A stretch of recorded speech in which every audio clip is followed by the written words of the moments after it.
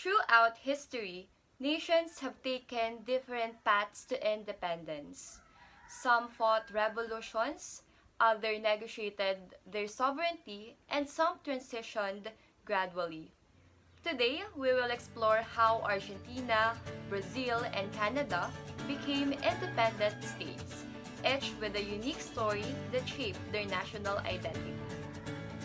Hi, it's Milanette Melnia, and for today's video, join me again as I explore how the states formed.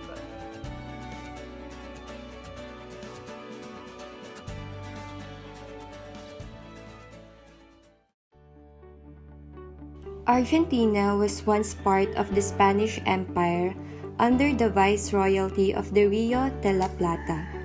However, in the early 19th century, revolutionary ideas spread across Latin America.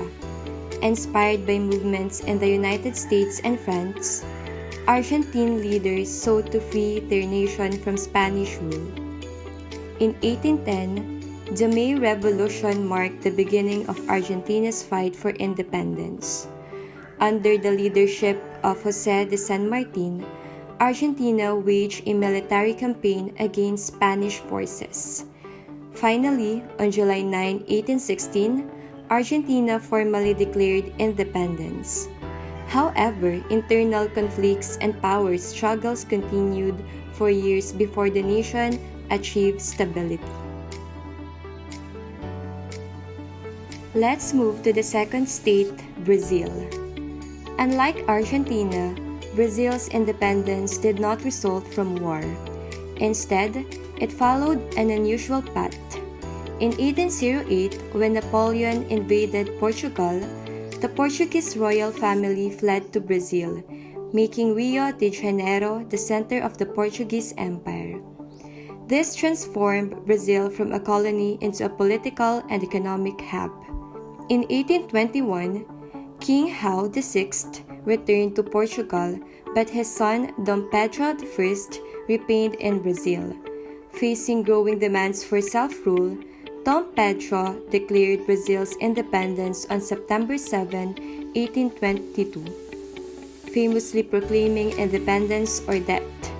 Rather than becoming a republic, Brazil initially became an empire, with Dom Pedro I as its emperor.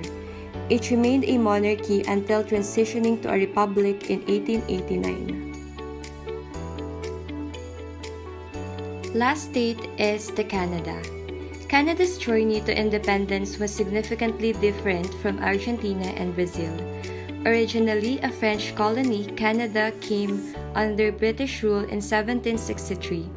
Over time, its people sought greater autonomy, but instead of revolution, Canada gained independence through a series of political agreements. The most significant moment came in 1867 when the British North America Act united several provinces into the Dominion of Canada. This granted Canada self-governing powers while remaining under the British monarchy. Over the next century, Canada gradually gained full sovereignty with the Statute of Westminster, increasing its autonomy, and the Constitution Act of 1982 officially ending British legislative control over Canada's laws. Argentina, Brazil, and Canada each followed distinct paths to independence through revolution, royal transition, and peaceful negotiation. Their histories remind us that while the journey to nationhood varies, the pursuit of self-determination remains a fundamental aspect of a country's identity. And that's all. Thank you for watching. If you found this discussion insightful, consider subscribing for more historical explorations. See you in the next video.